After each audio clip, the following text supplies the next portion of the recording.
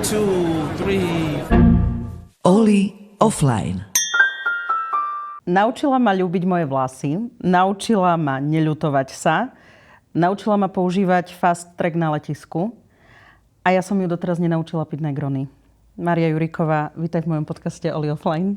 Ahoj Oli, ďakujem za pozvanie. Čau, vítaj v tomto priestore. Tieto kreslá poznáš? Poznám. Sponzoring tohto podcastu minimálne s kreslami, ale zhodli sme sa už dávnejšie na tom, že sú to najlepšie kreslá na sedenie a teda aj do tohto skvelého podcastu. Oli offline vzniklo vlastne u teba v Hecpa na gauči. Tam sme vymysleli ten názov, lebo všetci chceme byť offline, chceme mať pauzu. Ty ako rada oddychuješ? Ja rada cestujem a druhý môj oddych je spojený asi s jedlom.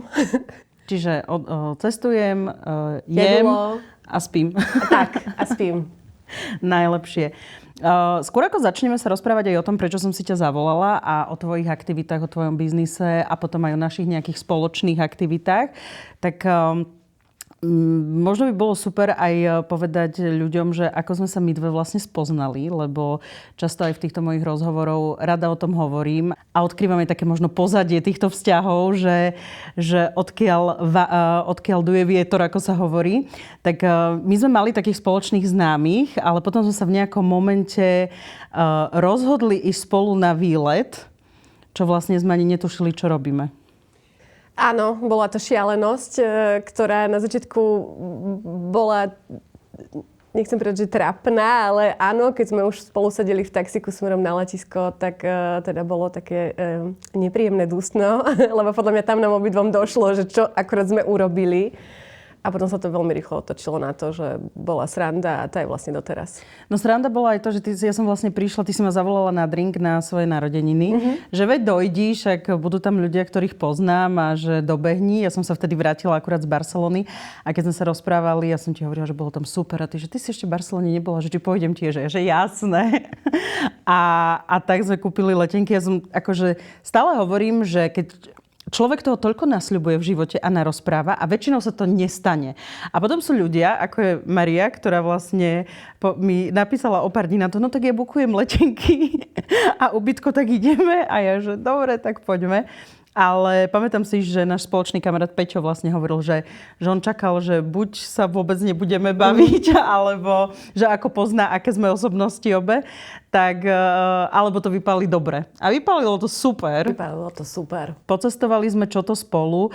Mária, ty si vlastne aj prežila so mnou tú časť sabatikalu, keď sme odišli do Austrálie.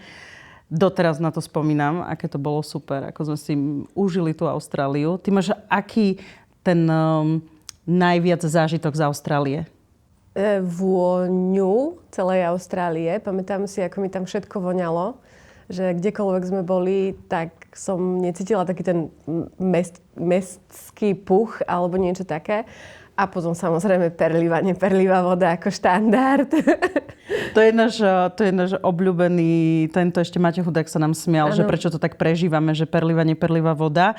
Ale my sme teraz boli spolu v Medzilaborciach a tam nám v reštaurácii a na hotelovej izbe ponúkli neperlivú vodu. Ako štandard. Ako štandard, tak sme hovorili, že Medzilaborce sú Nová Austrália. Hej. Čo ti najviac chutilo v tej Austrálii? To ma zaujíma. Fú, my sme si tam dosť išli aj také, že no meat veci. Pamätám si, môžem to hovoriť aj značky? Môžeš, dobre, tu môžeš všetko. Super.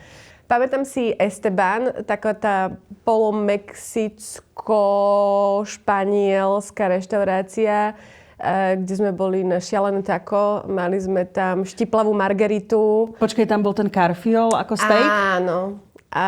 Takže toto mám také, že to mám zafixované a potom momo, šalát z byliniek a s obyčajným nejakým bielým octom a dačím, čiže to boli také akože že tie chuti si pamätám doteraz. To bolo super. Austrália bola gastrozážitok. Totálny gastrozážitok. Myslím, že sme vtedy hovorili, že sme mali pocit, že všetci skvelí kuchári odišli aspoň na nejaký čas prišli do Austrálie, lebo to gastro tam bolo fakt dobré. Že keď sa človek zaujímal, tak tak vedeli sme aj tým, že my sme mali Maťa ako nášho sprievodcu, tak nám vždy odporučil super miesta. Takže Austrália nám veľmi voňala a chutila. Tak.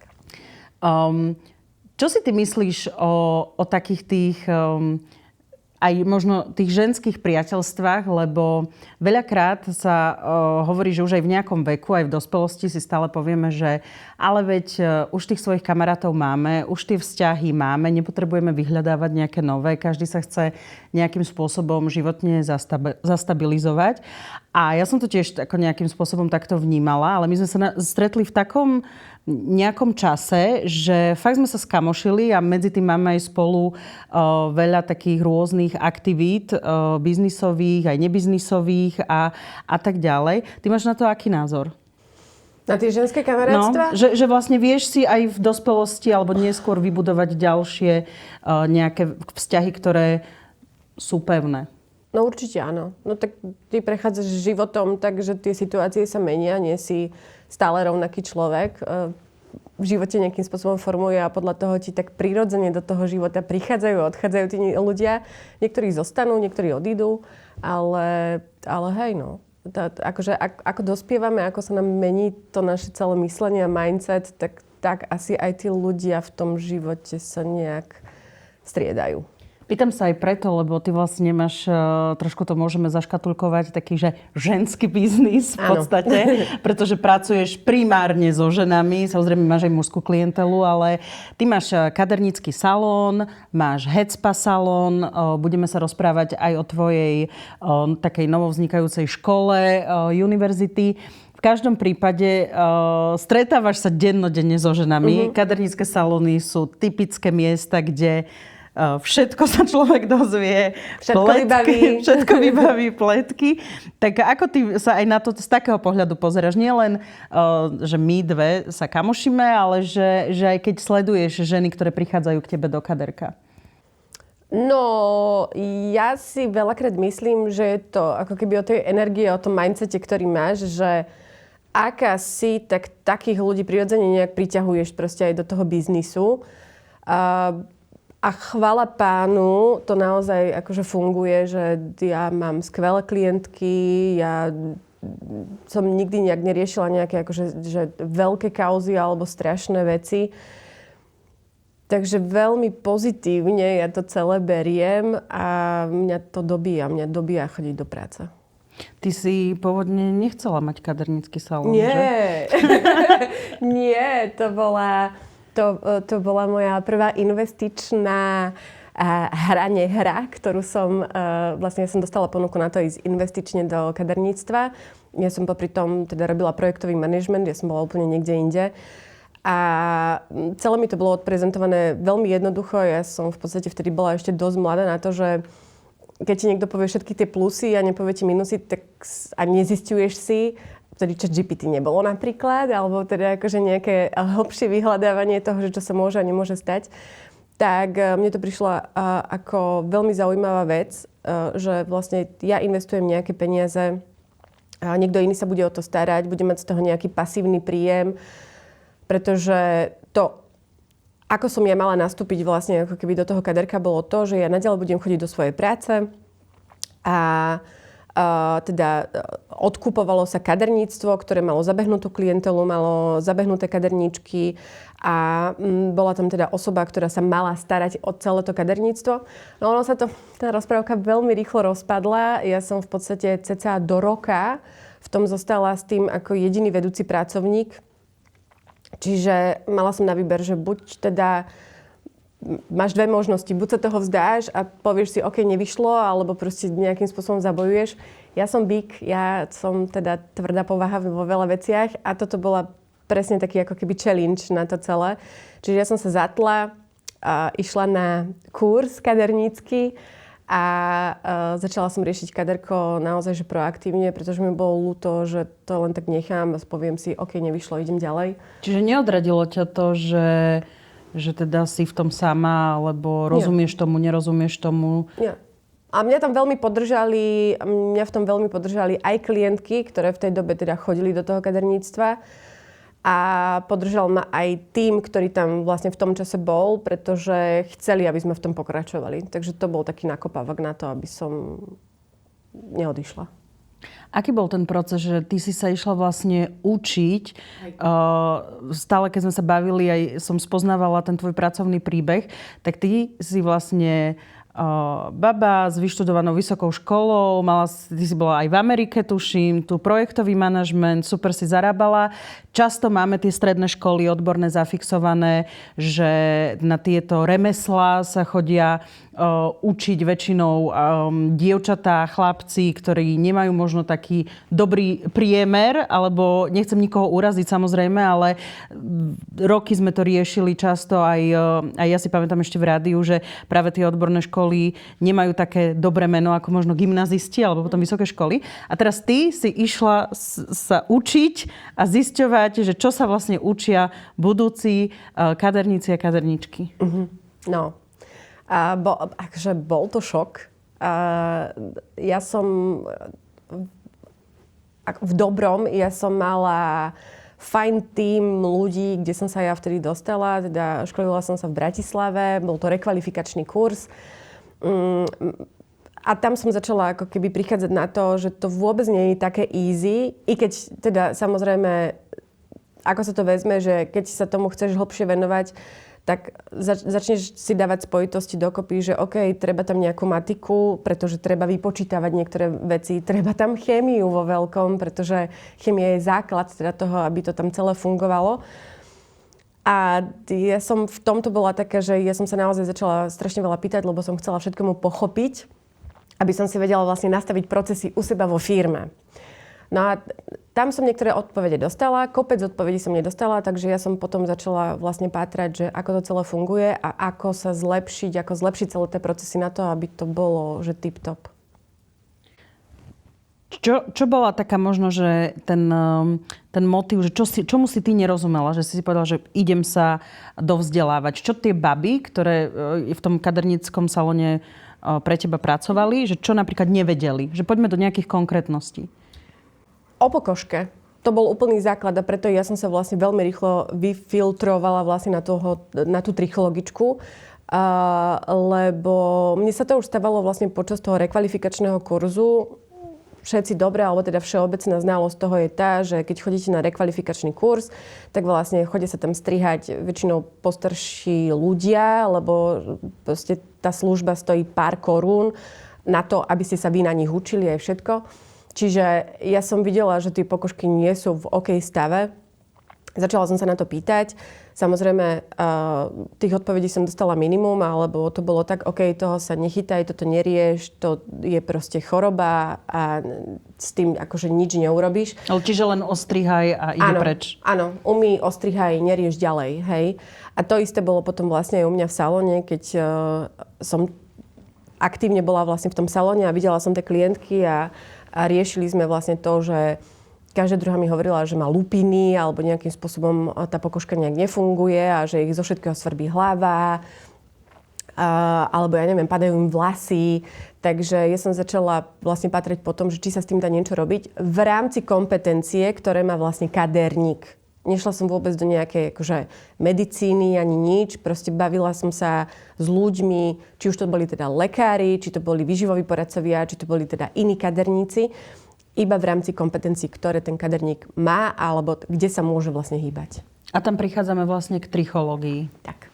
Čo je to tá trichológia? Ja už viem, ale Mája, povedz a miliónkrát to vysvetľuješ. Sama som svedkom toho, že my sa kdekoľvek objavíme a príde reč na to, že Mája má kadernícky salón, že je trichologička, že sa venuje trichológii.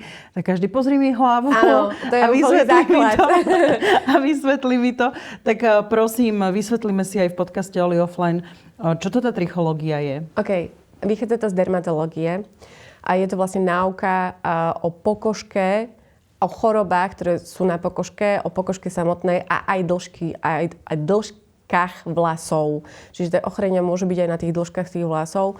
Tie sú trošku iné ako na tej pokožke, ale vlastne o tomto celá trichológia je, že vy skúmate tú pokožku a opäť v rámci kompetencií, ktoré má kaderník, lebo je kaderník trichológ a potom je dermatológ trichológ, čiže normálne lekár. A vy viete s tou pokožkou nejakým spôsobom pracovať. Čo sú také tie najväčšie problémy? Ja sama som mala seboreu, ani som o tom nevedela. Aby ste mali lepšiu predstavu, som si sadla iba do kresla. Maria sa len pozrela na tú hlavu a hneď identifikovala, čo mi je. Ale potom tým pádom, keď je zlá pokožka, tak sa odvíja od toho, aká je kvalita tých vlasov. Čiže čo sú tie také najčastejšie problémy, s ktorými chodia alebo ktoré objavujete u vašich klientov? No presne sú rozdelené na dve časti, že bude to tá pokožka a teda bavíme sa seborreická dermatitida, bavíme sa nejaké alopecie, čiže to sú rôzne typy padania vlasov. A suchá pokožka, pretože tam tá základná starostlivosť je zlá. A potom sú tie dĺžky vlasov, ale tam je to skôr mechanika, čiže žehlenie vlasov, zlé fénovanie, prepaľovanie tých vlasov, časté natáčanie, proste nejaké akože mechanika už v tej dĺžke, ktorú si ľudia vlastne pokazia tie vlasy. Často viem, že sa dostávaš aj do takých situácií, že prídu ako fakt tie baby zúfale. Že keď si spomenula tú alopéciu napríklad, tak to už fakt vedia byť aj výrazné, ako keby tie miesta na tej hlave. Čo v takom prípade? Že dajme si nejakú modelovú situáciu. Modelová situácia, takto, alopécia sa netýka teda iba dospelých ľudí. Mali sme kopec klientov, kde to boli aj malé deti. Tam je to tak na hrane, je to samozrejme základ je zlá starostlivosť, čiže ľudia si nefenujú tie hlavy, tá pokožka nie je v OK kondícii, tým pádom tie vlasy z tej pokožky nevedia rásť, alebo teda rastú zle, čo je alfa omega. Používajú zlé prípravky, často ich menia, alebo proste akože sú schopní naozaj na tú hlavu si vylieť šialené veci, ktoré ani nepatria na tú hlavu. A tým pádom si opäť nejakým spôsobom poškodujú to pH a tú pokožku samotnú. A potom je tam samozrejme aj nejaká genetika a sú tam iné hormonálne, teda už zdravotné proste veci, ktoré majú dopad na tú kondíciu a na tie vlasy samotné. A potom je tam aj psychika. Takže naozaj padanie klient od klienta je za každým úplne iné. A ten dôvod, prečo sa to deje a ako sa to deje, nedá sa to ako keby kategorizovať proste, že na všetkých rovnako.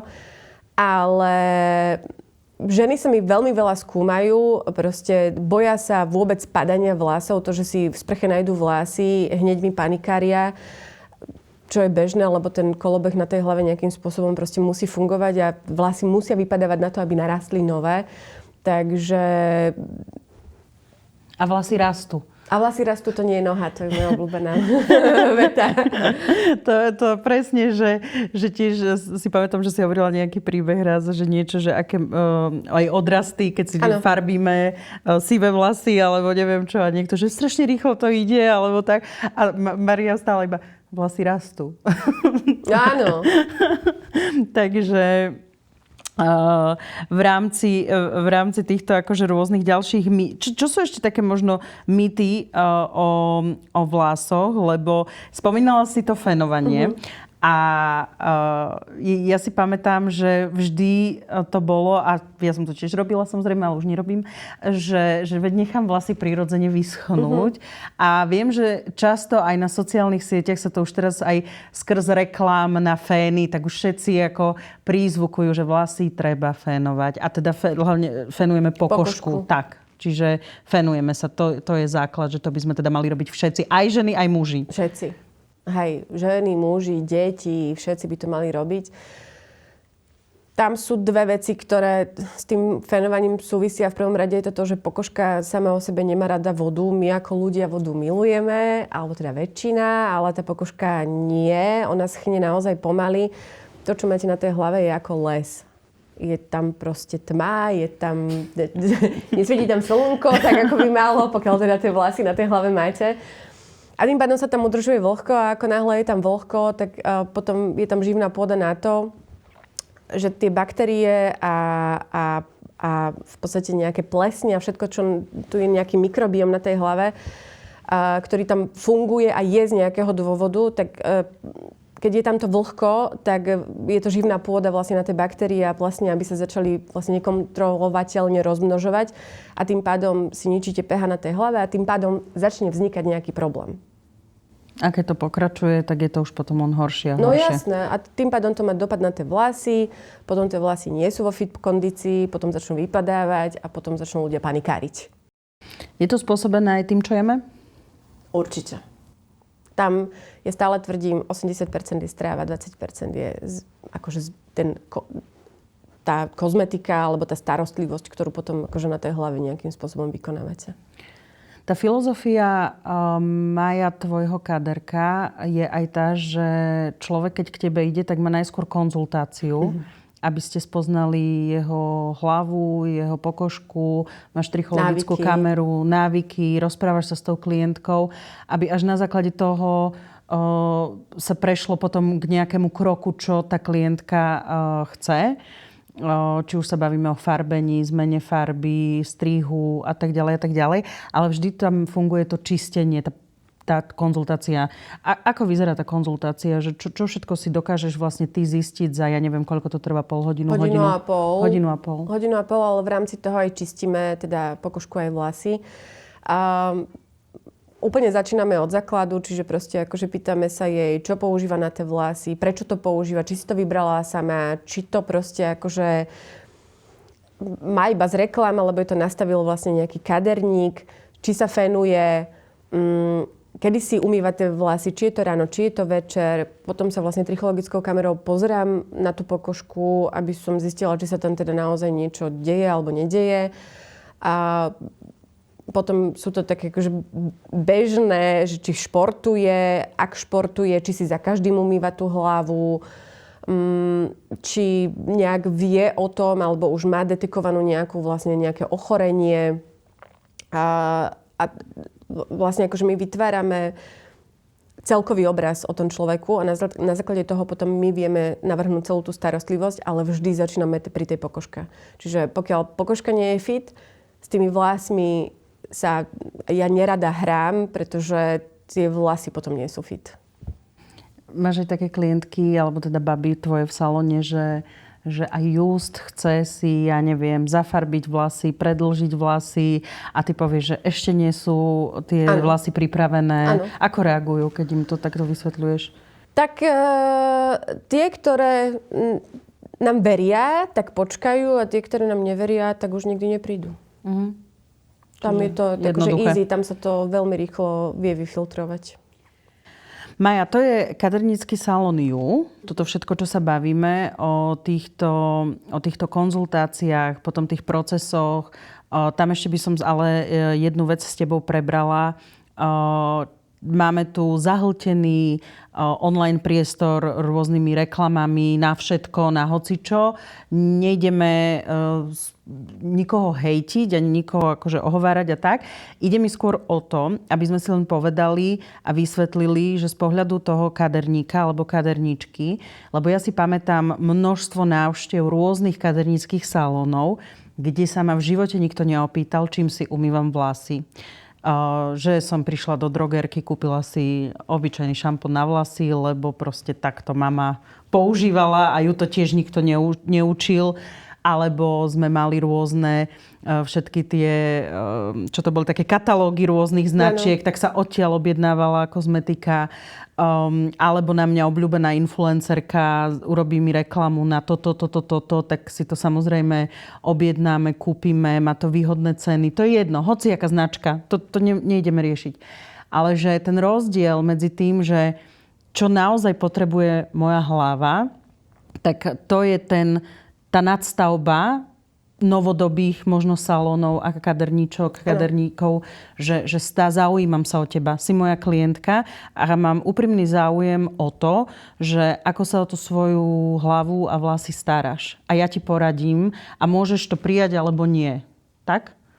Presne tak. Akože ľudia si sami nevedia zhodnotiť ten stav, ktorý na tej hlave majú, pretože väčšinou riešia dĺžky vlasov, len tam to funguje trošku inak. Ten šampón samotný je na pokožku na hlave, nie na dĺžky vlasov. Maska je na dĺžky vlasov, kondicionér je na dĺžky vlasov, alebo teda na vlasy celkovo. Takže ľudia už toto majú naučené zle a tým pádom si vyberajú zlaté šampóny, lebo mám suché vlasy, tak potrebujem hydratačný, dajme tomu šampón. Ale ono to tak vôbec nefunguje, pretože, tak ako som to teraz povedala, ak mám suché vlasy, potrebujem hydratačnú masku. Otázka je, mám tie suché vlasy, lebo predtým som používala zlé šampóny, alebo si nadmerne žehlím tie vlasy. Hej, čiže proste toto je všetko to, čo ten kaderník musí vedieť ovládať a tým pádom tí ľudia, keďže sa tomu nevenujú a proste akože berú to iba, že OK, musím si umyť vlasy a mám to suché, tak dám tam, neviem, olej, dačo, proste hydratačný šampón a bude to lepšie. No ale keď sa to nezlepšuje, tak potom ľudia hľadajú iné značky, príliš často menia ten šampón, čiže je to taký začarovaný kruh.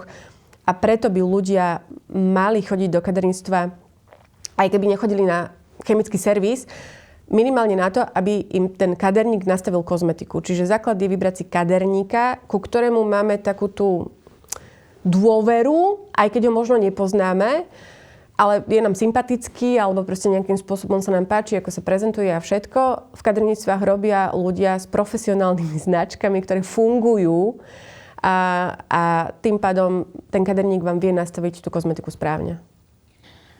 Prečo ju? Lebo ty a ja som... Akože nie ja, hej, ale ty. nie. Ju. Akože ty, že staráme sa o teba, hej, že to ju je o tebe. Nie je to o mne, nie je to o iných kaderníkoch. Je to o tom človeku, ktorý príde do toho kaderníctva. Ja keď som ťa tak sledovala, ešte keď sme sa úplne že nekamarátili, len som o tebe vedela, o tvojom salóne cez našich spoločných známych a kamarátov, tak ja si pamätám taký jeden článok, vyšiel o tebe, že ty si priniesla taký tiež trend do tých kaderníckych salónov, alebo teda minimálne do toho svojho, že ty máš vlastne pre tých klientov ako keby evidenciu, ako u lekára, takú kartu a zároveň posielaš... Teraz je to už bežné, ale pred tými rokmi, aj 5-6 rokov dozadu, to až také bežné nebolo, že normálne pípla SMS-ka, že zajtra máte termín, tešíme sa na vás. Úplne tá starostlivosť do toho klienta ešte s takýmto akože ďalším nadštandardným servisom. Môžeš tomu ešte niečo povedať, ale ja len som chcela povedať, že ty prinášaš aj tie trendy na tento kadernícky trh s tým, že si vlastne otvorila aj Headspa minulý rok. Takže poďme sa porozprávať o Headspa, ale ešte pokojne reaguje aj práve na ten servis pre tie klientky. Že aký som to vždy poskytuješ? nastavovala tak, ako by som chcela, aby sa ku mne chovali tí ľudia. A ja vyhľadávam, vlastne, akože keď sa bavíme o mne, ja vyhľadávam servis, za ktorý ja si rada zaplatím, len potrebujem teda cítiť to, že naozaj aj tá druhá strana chce, aby som ja bola súčasťou toho servisu, ktorý ponúka aj všetko. Takže takisto som nastavovala vlastne veci aj do kaderníctva. Ako prišiel ten trend s tým Headspa? Lebo už je to tak, ako že už sa to začína objavovať opäť. Áno. Takto aj po Slovensku. Viacero salónov sa otvorilo. Ja si pamätám, keď sme to riešili, ešte tie Headspa ani neboli, keď si to celé nastavovala, skladala. Prečo si povedala, že chceš mať v portfóliu aj Headspa?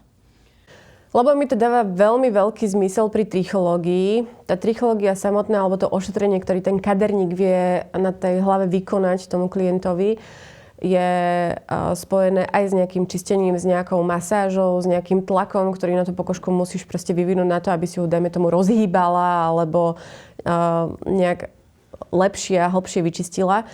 Čiže to, čo sa to teraz volá Headspa, je to, aby si to asi ľudia zapamätali, ja neviem, ale proste akože tá technika funguje desiatky rokov.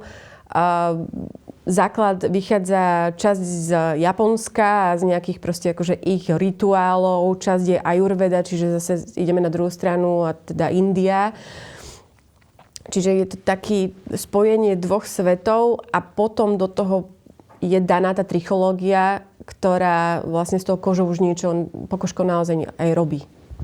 No, Headspa je dobrý vypínak offline. Toto je dobrý tip na život offline, ak chcete. Ja som si teda mohla vyskúšať už párkrát, že milujem to. Keď mám náročné obdobie, tak Headspa je fakt, že super. Ako na to reagujú klienti, že ako vnímaš vlastne aj tú klientelu? Ono predsa len Bratislava je taký iné mesto, ako možno by sme išli do iných miest na Slovensku, nevzlom. Ale že sú klientky naozaj ochotné si zaplatiť takéto služby, priplatiť? Je to niečo, čo sa aj vyhľadáva? Áno. Je. Ja si myslím, že to je aj tým, že tá doba je strašne uponáhlaná a tým pádom tie 2,5 hodiny, záleží to od toho teda, že aký rituál si tá klientka vyberie, alebo teda, že či je to spojené s trichológiou, tak ste tam sám, ste v totálnom zene a popri tom vlastne niekto vám pracuje s tou pokožkou, kde sú ďalšie zdravotné benefity, ktoré sú s tým spojené. Takže áno, ľudia to vyhľadávajú ako keby tie 2 hodiny pre seba a nie len na super masáž, ale že to už má potom aj ten zdravotný benefit a ženy budú riešiť vlasy vždy. Hej. Nemám rada tú vetu koruna krásy, ale... Naša obľúbená. A to som ešte za tento čas, čo tu nahrávame, nespomenula. OK. Ale tie pekné vlasy k tej žene patria. Ja si spomínam na to, ako som si jej vlasy žehlila. Samozrejme, priznanie, nepoužívala som kondicionér ani masku, používala som len šampón.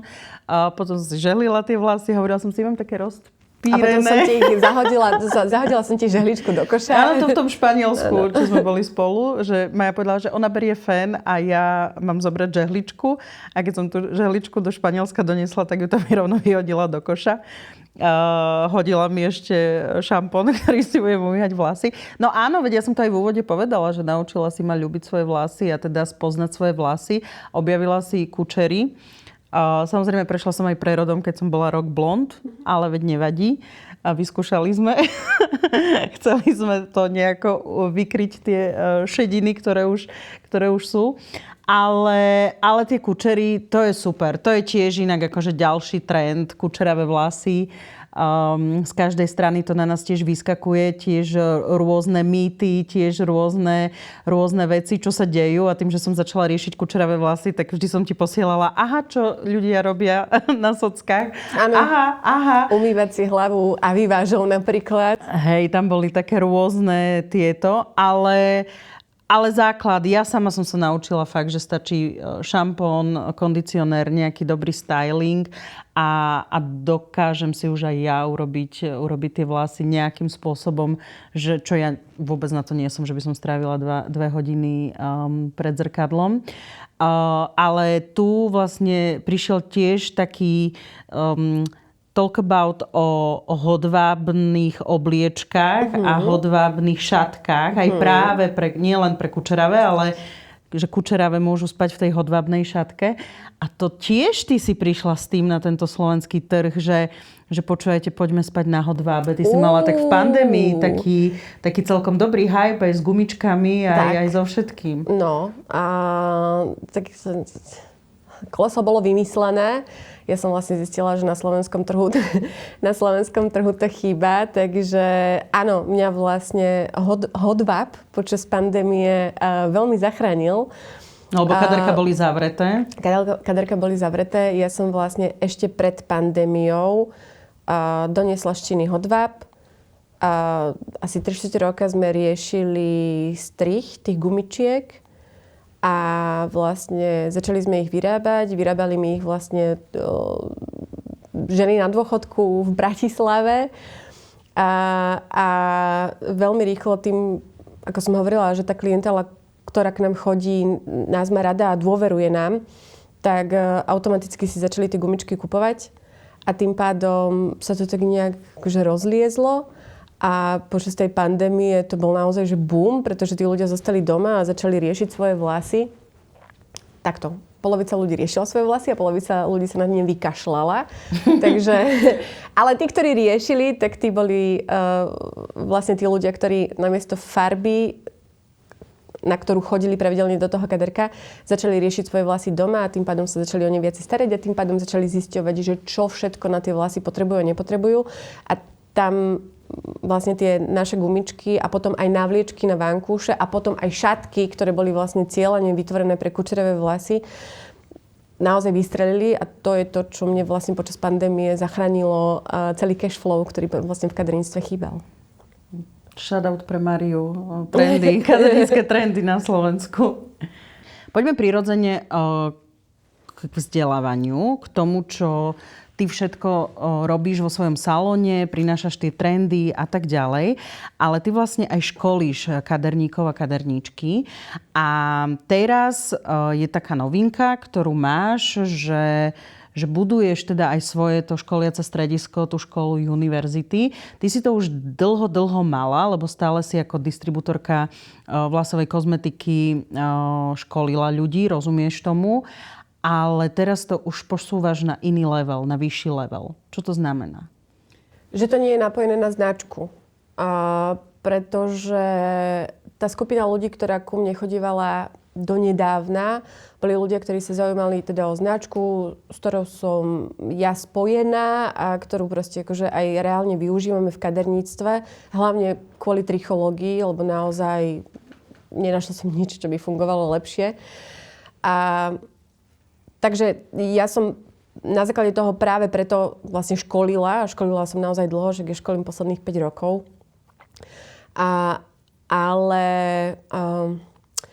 chcela som, aby tie vedomosti neboli naviazané iba na značku, čiže sme začali hľadať, akým spôsobom sa vieme posunúť trošku vyššie. A hlavne to zlegalizovať na systém taký, aby to bolo uznané ministerstvom školstva. Až ten deň prišiel. A teda vlastne od tohto roka aj v spolupráci so strednými školami, na ktoré som chodila učiť, tak sme sa dopracovali vlastne k tomu, že sme získali ako prvý na Slovensku mikroosvedčenia, ktoré sú naviazané na odbor kaderník kozmetička. A tým pádom vieme vydávať certifikáty, ktoré sú celoeurópsky rozpoznateľné, teda vo všetkých krajinách Európskej únie. A majú nejaký kreditný systém toho vzdelávania. Aj tá obtiažnosť tých kurzov je už vlastne vyjadrená v nejakých hodnotách, ktoré sú celoeurópske. A tým pádom je to konečne papier, ktorý vám legálne dokazuje, že to, čo ste sa naučili, má nejakú hodnotu. Ty si kvôli tomu robila sama to vzdelávanie, ten kurz lektorský, štátom overený, že to nie je len tak, že niekto ti povedal, že môžeš to robiť a tak, ale ty si vlastne absolvovala to štúdium, si sa vyškolila aj ty v tom, čo bolo treba, aj na základe vlastne tých skúseností, ktoré máš. A teraz vlastne sa môžem, čiže modelový príklad, som kaderníčka, mám salón v nejakom malom meste, dozviem sa o tebe, že môžem sa niečo naučiť v tvojej škole a tak sa prihlásim normálne na kurz a keď ho absolvujem, tak dostanem oficiálny papier, že som teda to u teba absolvovala, tak? Tak, je to naviazané na wellness terapiu, čo v preklade, keď si to preložíme do tých akože novodobých názvov, je headspa. A potom je tam trichologická diagnostika, čiže trichológia. A potom je tam ešte taká veľká zaujímavosť. Pokročilá terapia vlasovej pokožky, kde už tí ľudia, to nie je pre juniorov, je to pre ľudí, ktorí naozaj už sú z praxe a teda hľadajú ako keby ďalší level toho, ako tým ľuďom pomôcť a dať ten servis na úplne inej úrovni. A vlastne vytvárajú si vlastné pracovné postupy, ktoré vedia potom oni aplikovať a vlastne majú také, že signature, svoje celé ošetrenia vlastne v tom salóne, kvôli ktorým tí ľudia budú chodiť k ním do salónu. Maja, čo je najväčší problém beauty industry, čo sa týka vlasov na Slovensku? Vzdelávanie. To je alfa omega.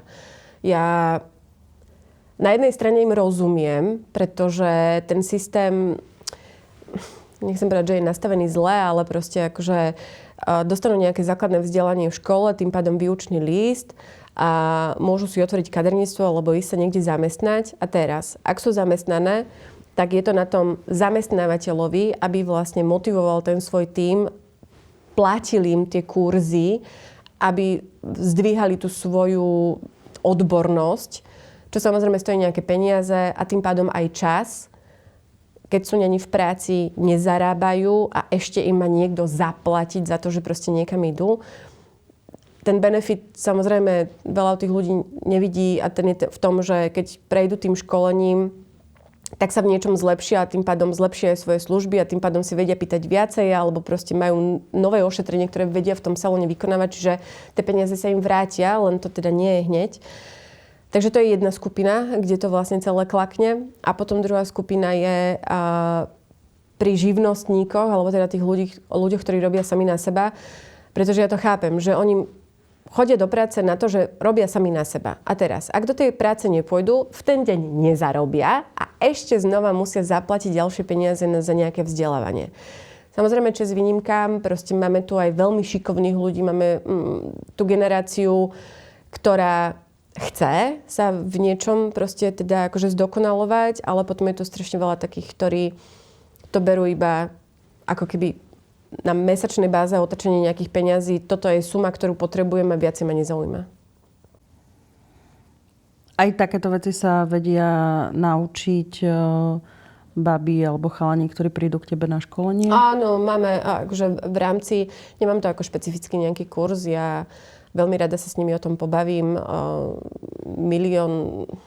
Veľmi veľakrát, keď som bola školiť vlastne na nejakých salónoch, tak sme riešili aj plné poličky, ktoré sa vlastne nepredávajú. Riešili sme ceníky, ktoré majú nastavené, ktoré nemajú logický základ a tým pádom vlastne oni nezarábajú, len nejakým spôsobom pretačajú tie peniaze a nevedia sa dostať do nejakého zisku alebo proste nejak akože viacej rozvíjať ten svoj celý biznis. Čiže potom to veľakrát končí nešťastne, že tí ľudia sú 20-30 rokov v biznise, prichádzajú pomaly už do dôchodkového veku a vlastne zistia, že nemajú nič. Hej? Že pokiaľ nebudú ďalej chodiť do práce, tak vlastne nie sú schopní prežiť alebo teda užiť si ten dôchodok nejak tak akože úctivo. Super. Ja dlho, ako sa poznáme, tak mne sa páči tá filozofia, ako funguješ, ako vzdelávaš aj ďalších ľudí v tom vašom biznise, v tom vašom sektore a ako to nastavuješ. Takže držím palce so školou. Je to fakt niečo, čo môže podporiť a zlepšiť práve to vzdelávanie na Slovensku. A to je jedno, o akom segmente sa bavíme. Každé vzdelávanie je v tomto prípade veľmi, veľmi dôležité. Poďme prejsť na naše aktivity, lebo mi sa to stále taký veľa zaujímavých tých vecí, čo sa týka toho, čo ty robíš. Ale som rada, že sme to stihli viac menej všetko prebrať. Ak bude veľký záujem, tak nahráme nejakú druhú časť z toho školenia. Aj tretiu. Nejaký webinár univerzity. My sme, Mária, sa tak akože nám preplo. Tak by som to nazvala. No ale to je spojené s tými výletmi a jedlom. Áno, že my keď sme boli na tom prvom výlete spolu v tej Barcelone, tak my sme cestou v lietadle domov si vymysleli názov, že my keď raz založíme nejakú firmu a ešte sme nevedeli čo, ako, len sme vedeli, čo by sme tam chceli robiť. A ono sa to potom tak začalo nejak diať, až sa to vlastne o rok na to aj uskutočnilo, že my sme naozaj si spolu založili firmu, okrem všetkých iných aktivít, ktoré tu každá z nás robí. A my sme začali robiť zážitkovú rusínsku večeru. Ja milujem tento príbeh, pretože tak, ako som vydala knihu Mamina rusínska kuchyňa spolu s Peťom Šuchtárom, a teda mojou mamou takisto, ale že Peťo ako nerusín ma vyprovokoval k vydaniu rusínskej kuchárky, tak Mária vyprovokovala organizovať degustačnú rusínsku večeru. Pre mňa to je úplne, že keď to stále niekomu rozprávam, tak neverí, že práve nerusíni sú tvorcovia týchto krásnych rusínskych projektov spolu akože so mnou v kolabe. Tak lebo vy to máte pred nosom a možno to iba prehliadate, ale pre nás, pre tých nerusínov je to exotika, hej, aj keď sa bavím o tom, že sme stále na Slovensku. A my sa na Tak to ale pozeráme východy je inak. exotika. Hej. Ale my sa na to pozeráme inak. Že tebe to príde bežné, mne to príde niečo, čo som predtým nikdy nezažila, neochutnala v takej forme. Takže pre mňa je to exotika a tým pádom je to pre mňa zaujímavé. Ty pochádzaš z Partizánskeho, ja pochádzam z východného Slovenska, z Polonín, Píchne, Ulické Krive. Ale ja vlastne to hovorím naschvál preto, lebo ja som za to vďačná, že ja o tom som roky hovorila presne ako samozrejmú vec a zrazu sme vďaka aj tomu nášmu cestovaniu povýšili rusínske tradičné jedlo na vyššiu gastronómiu. A funguje to, je to fakt, že pre mnohých ľudí unikátny zážitok. Čo tebe chutí najviac z rusínskej kuchyne? Mi povedz. Čo mne chutí najviac z rusínskej kuchyne? Fú. Asi pyrohy. I keď akože je tam toho veľa, lebo ja viem, že tie chute, alebo teda všetci ľudia, keď si nejak prelistujú buď tvoju kuchárku, alebo teda nejakú tú rusínsku kuchyňu poznajú, majú pocit, že je to celé postavené na tatarčanej múke, zemiakoch a nejakom tvárohu. Ale nejak ten balans, ktorý tam nastane vlastne v tých jednotlivých jedlách, i keď naozaj tie suroviny sú úplne základné, je iný, ako sme my zvyknutí na tom západe. Zároveň my sme už tie jedlá urobili aj v rôznych úpravách, aj vďaka Jančimu Lenhartovi, ktorý bol ochotný s nami do toho ísť ten prvý rok, keď sme sa zbláznili úplne, že v tej industriálnej hale, že ideme postaviť kuchyňu a urobiť tú zážitkovú večeru. Čo tebe najviac utkvelo z tej prvej večere? Lebo my sme pôvodne tam aj predstavovali naše spoločné projekty, tuto zrezané poháre, z ktorých pijeme vodu. Mali sme aj vlastný džín, tam sme predstavili takú limitovanú edíciu. Súviselo to aj s tvojim biznisom kaderníckym. My sme tam proste prepojili tak strašne veľa vecí. No nevedeli sme, čo od dobroty. Ale vlastne vznikla z toho zážitková rusínska večera. Tak čo tebe najviac z toho prvého eventu nášho spoločného, z tej prvej večere najviac utkvelo v pamäti? Príchod tých ľudí. Príchod tých ľudí, lebo tak, jak sme nikomu nič nepovedali a vlastne oni nevedeli, do čoho idú, iba nám slepo verili, lebo nás poznali. Väčšina tých ľudí, ktorí tam vlastne boli a kúpili si vstupenky. A potom ten okamih toho, keď tam vlastne vošli a zistili, čo sme spravili, tak tie výrazy v tvári, ktoré oni mali, tak to si budem pamätať akože veľmi dlho. Teraz si mi pripomenulo ten príchod, že keď sme tam dali ľudovku pred tú budovu uprostred ničoho a bolo to ako na dvore. Hej. Len tak na dedine. A potom to už iba gradovalo, lebo nejak sa tam všetci, vlastne vznikol tam šialený networking. My sme vtedy v tej prvej vlne tých ľudí vlastne usadzali k tomu stolu, čiže my sme nejak strategicky ich aj nejak porozmiestňovali, lebo sme vedeli, že kto s kým si teda bude rozumieť, aj keď sa nepoznajú.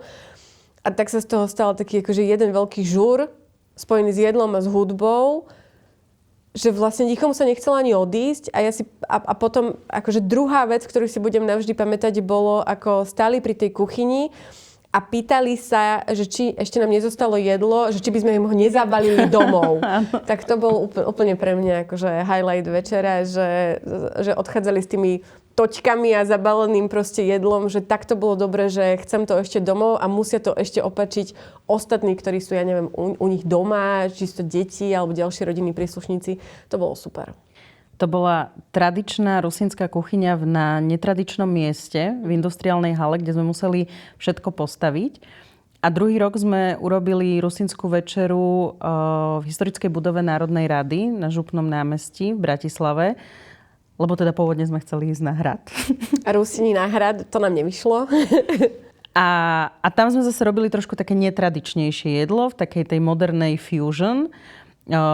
Možno aj ty by si mohla porozprávať, lebo Ja som skôr v tejto dvojici tá zástupkyňa práve tej rusínskej tradičnej kuchyne. Ja stále akože bojujem za to, že niektoré veci musia byť tak po správnosti, ako by mali. A Mária, ty si tá, ktorá vlastne v tejto dvojici pridáva tú modernosť, tie také chute a prečo by sme toto mohli takto nakombinovať. Tak skúsme sa o tom teraz pobaviť, že ako uvažujeme práve pri skladaní menu na takejto večeri.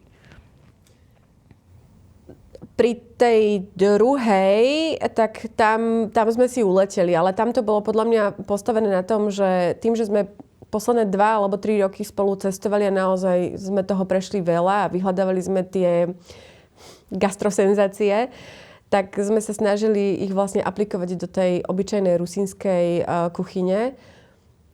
Tým, že tie jedlá v tej rusínskej kuchyne sú jednoduché, tak krásne sa s tým dalo pracovať a práve to zahraničné fusion, nebola to iba jedna krajina, bola to vlastne kombinácia rôznych krajín, kde sme boli, tak to tam celé nejak ako keby zapadlo. Že my, ty, že poznáš tie chute a ja tým, že moja predstavivosť je zase tiež niekde inde, že sme to vedeli tak ako keby celé pospájať a fakt vďaka chalanom, kuchárom, Jankovi Lenhartovi a zbytku partie sa to vlastne celé uskutočnilo a ešte to aj pekne vyzeralo, brutálne to chutilo a tak to tak nejak vyšlo. Tak sa tak nejak vyšlo. Tvarohová zmrzlina s uhorkami. To kde sme vlastne kde sme sa inšpirovali s tou zmrzlinou? Vo Valmo restaurant v Čechách, v Prahe, lebo oni mali zmrzlinu s paradajkami. Áno, oni mali áno. zmrzlinu s paradajkami, tak keby paradajkový nejaký taký akože gazpacho, nie gazpacho, ale nejaký šalát studený. A tam bola zmrzka. Ona bola taká jak vanilková? Z fisalisu. Áno. A my sme vtedy vlastne povedali Jančimu, že chceme zmrzlinu a chceme uhorky, lebo v rusínskej kuchyni v našej knihe je recept na tvaroh s uhorkami. To je môj najobľúbenejší príbeh, keď hovorím, že keď sme prišli z poľa a detko bol hladný, tak babka zobrala čerstvé uhorky zo záhrady, strhla. My sme mali krávu, tak sme mali tvároh čerstvý, vždy smotanu. Tak to on celé vymiešala, takzvané rusínske caciky. Takže poďme toto jedlo pretransformovať do modernej kuchyne. Inak pamätám si, že vtedy tam počas tej večere to tak trošku nám ten chod dlhšie trval, takže som o zmrzline s uhorkami a príbehu z dediny trošku dlhšie stála na pódiu, kým som uviedla celý ten chod. Možno ty sama a teda my aj spoločne, aj celá tá naša skupina ľudí kamarátska, máme radi dobré jedlo, vyhľadávame degustačné večere, cestujeme so zážitkami, gastrozážitkami, máme radi tú gastroturistiku. Tak ktoré sú také tie miesta, čo ťa za poslednú dobu najviac ako uchvatili, že kde si bola a kde ti to jedlo ťa naozaj odstrelilo? Ja mám veľmi rada Prahu. Praha pre mňa je blízko, ale tá skladba tých jedel a to, akí veľmi talentovaní ľudia, či sú to Slováci alebo Češi, tam v tom gastre teraz sú, tak to je pre mňa neskutočné. Strašne mám rada našich chlapcov zo Skô, teda slovenská kuchyňa v Prahe, Ríšo Bielik a jeho kumšt vo varení, ktorý je šialený. A nedávno som bola v Bilbao, v Echebari. To bol pre mňa neskutočný zážitok, ale bolo to... To jedlo je jedna vec, ale potom to, s akými ľuďmi tam si a tá atmosféra je to podľa mňa, čo ti potom ešte vyšperkuje viacej tej chute. Pretože bola som aj v reštauráciách, ktoré sú možno nedosažiteľné pre niektorých ľudí, alebo teda akože sú naozaj vysoko hodnotené, ale boli veľmi chladné a aj keď to jedlo bolo super, tak nebudem si ich tak pamätať ako, kde niekde to jedlo možno nebolo na 100%, ale tá partia a tá atmosféra, ktorá tam bola, urobila vlastne to, že to jedlo bolo 10 000 krát lepšie ako niekde inde. Je to zážitkovo, je to vždy o tom, že ako sme sa cítili. Že samozrejme to jedlo už niekedy v tých reštauráciách je štandard, že musí chutiť. To už nehodnotíš, lebo už keď ideš do tých akože, naozaj, že tej vysokej gastronómie, tam akože sa nemá čo pokaziť, lebo inak by to nebola vysoká gastronómia. Takže tam skôr potom už ako keby začneš hodnotiť iné veci. Ani nie tak hodnotiť ako to, čo si zapamätáš. Dobre, na Slovensku máš aké reštaurácie ty rada? Ja milujem Wild Kitchen. Mne tam akože modrá, to ako jednoducho varia, to, že tá kuchyňa je stále rovnaká a stále dobrá, to, akí sú tam ľudia, to, aký je tam servis, to, že ja viem, za akým jedlom tam idem, že tým, že už poznám tie chute a vždy tam prídem a vždy to chutí super a vždy je to čerstvé a vždy ma to tak, že mi to ulahodí, tak Wild Kitchen je pre mňa akože veľmi vysoko. Irene je láska. Irene je láska. Si pamätám, že jeden rok sme tam boli, že 7-krát, alebo koľko všetkých sme tam brali, lebo každý to musel zažiť. Samozrejme egg, ale teda akože to nie je na bežný konzum. I keď v lete ich terasa už na bežný konzum je. Áno, tam sme mali vlastne aj počas mojich narodiek sme tam jeden rok boli. Áno, keď sme to aj obedy mali. veku, cez leto, teraska, opäť skvelí ľudia, skvelá kuchyňa. Podľa mňa už to nie je prestrelený budget tým, že tam idete na bežný obed, nie je to vlastne degustácia, ale viete si vybrať za la carte. Super. Takže toto sú také moje... Gašperov mlyn. Jožko Breza. No jasná. Ja mám strašne rada, keď tá kuchyňa je... že keď som na Slovensku, tak tá kuchyňa má byť slovenská. Preto ja mám napríklad rada tie Čechy a tú Prahu, pretože oni vyťažili maximum z toho gastra a z tej ich kuchyne. A vlastne ja nechodím do Prahy na sushi, hej? Ja chodím do Prahy na české jedlá, ktoré sú uvarené už moderne a preto toto mám rada. A to isté by sa vlastne malo deť na Slovensku. Ešte sa to nedieje. Ešte je toho strašne maličko. Ale zase v Prahe takéto tacos vadelitas, to si dáme. Tak akože, hej, ale... Ale áno, viem, čo hovoríš a zároveň presne Gašperov mlyn je toho brutálnym príkladom. Áno. A ja sa priznam, že ja som nebola, ale ty si bola v Lučenci u Lukáša Hojzera v Origine. Áno. Tam sa musím dostať už niekedy, ale... To je celkom taká sranda, že my sme vlastne od Lukášovi sa dozvedeli tak, že bol piť v bare, kde pracuje moja polovička a tam sa nejak ako keby zoznámili. A on mu tam vtedy začal rozprávať o tom, ako urobil jedno celé menu z cibule. Čiže ja neviem, koľko to bolo chodov, ale že teda celé to bolo z cibule.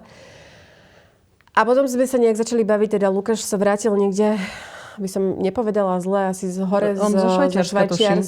Švajčiarska. A vrátil sa domov, teda do Lučenca, kde nič nie je. A postavil prenádherný koncept, zamestnal decka, alebo teda venuje sa tej mladšej generácii. A to, čo tam varí, tak to je presne, akože na slovenské pomery neskutočný level gastra. Chvála pánu, už je aj ocenený a teda videný, takže ja sa z toho strašne teším. Ale áno, všetci do Lučenca.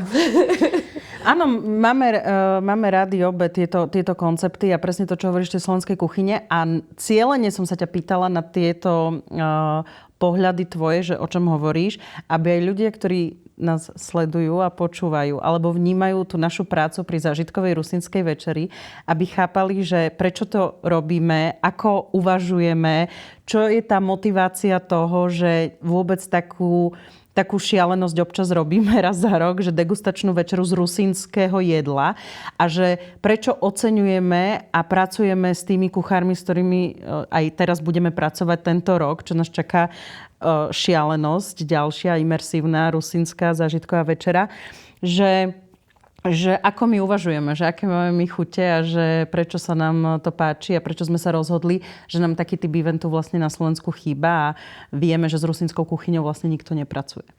A hlavne to je to, čo som ti hovorila, že je toto spojenie, že nie len tej dobrej kuchyne, ale aj tí ľudia, ktorí tam sú, aj celá tá atmosféra, ktorá tam je, ti vytvára ten celok. A vlastne preto nám to celé funguje, že my sa nezameriavame teda iba na to jedlo samotné, ale na všetko okolo, aby si to ľudia presne tak, aby si to zapamätali a tým pádom to ti vlastne vyakceleruje aj tie chute, ktoré tam teda zažiješ.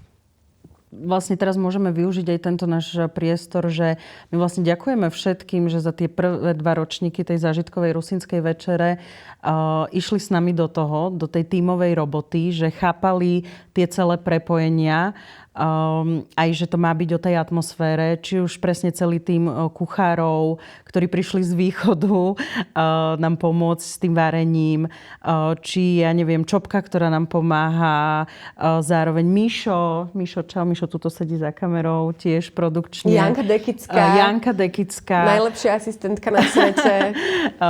Človek, na ktorého sa vieme vždy spoľahnúť. Nehovoriac samozrejme o Dominike Novotnej, Števovi Štecovi, Soročke, dievčatám z Polonín, ktoré ešte aj barvínok boli zbierať a priniesli z východu barvínok, aby uplietli ozdôbky pre našich hostí priamo na mieste pred nimi. A našim chlapcom barmanom.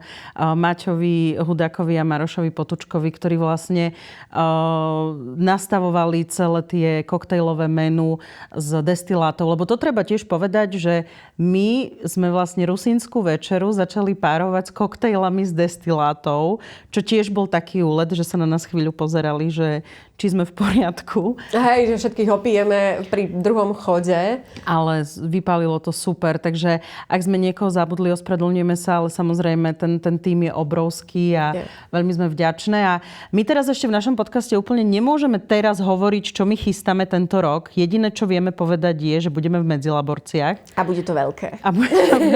Je to veľké. Takže k tomu si dáme samostatnú epizódu. Áno.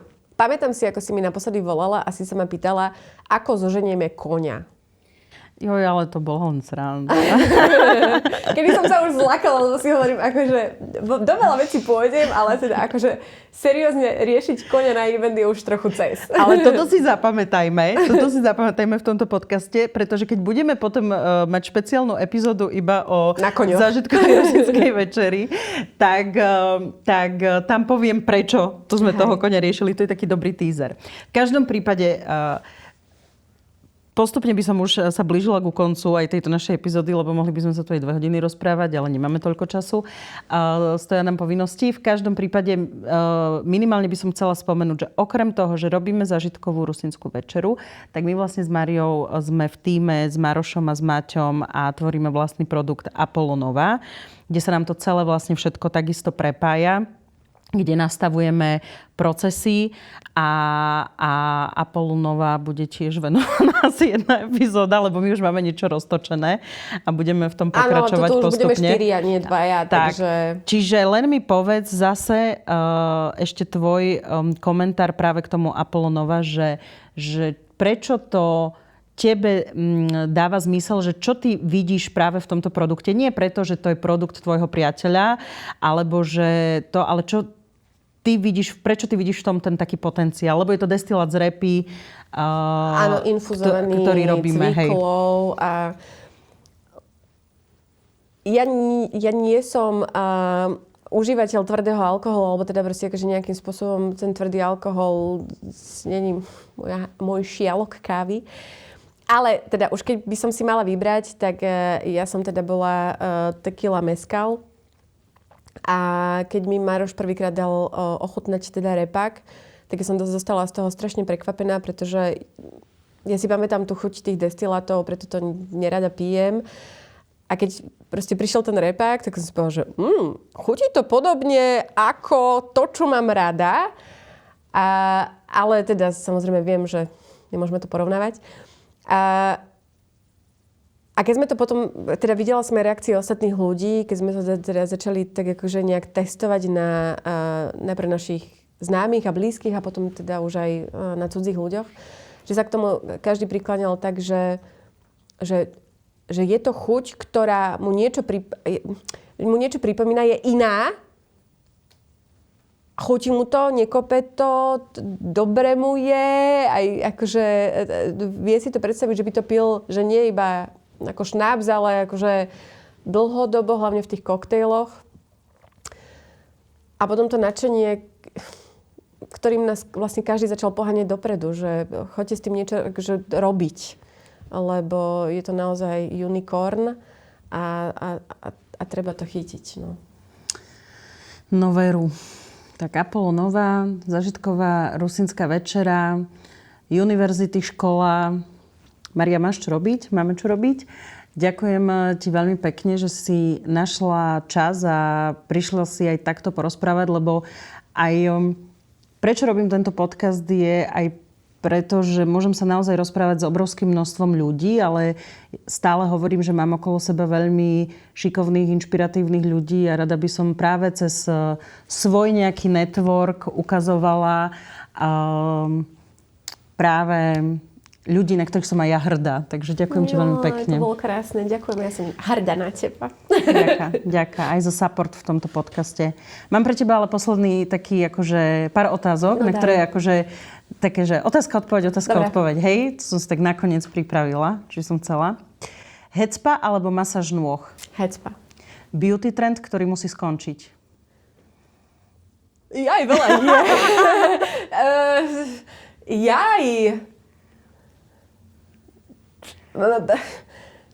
Mezoterapia hlavy. Ofina po rozchode, áno alebo okamžitý zákaz? Okamžitý zákaz. Najväčší red flag vo flásoch? Farbenie doma.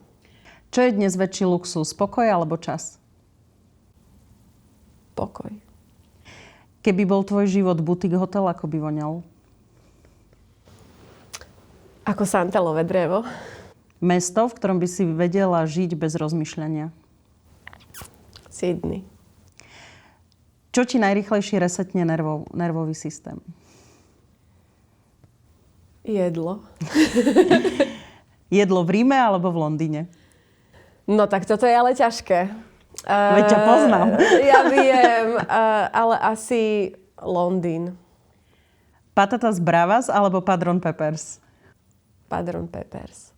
Šampanské alebo paloma? No tak to sú akože veľmi zlé otázky, ale v tomto prípade poviem, že byt paloma. No dobre, to bola moja druhá otázka. Potom, že paloma alebo byt paloma. Okay, no tak som ti odpovedala na dve naraz. Negrony alebo coffee negrony? Ďakujem veľmi pekne, že ste nás sledovali a počúvali. Maria nenávidí negrony, chutie ako hlina. Tak, takže to je jedno, či hlina alebo hlina s kávou. Ale si sa zasekla. No tak to... Čau Maria, díky moc. Ja ďakujem, ahoj. 1, 2, 3. Oli offline.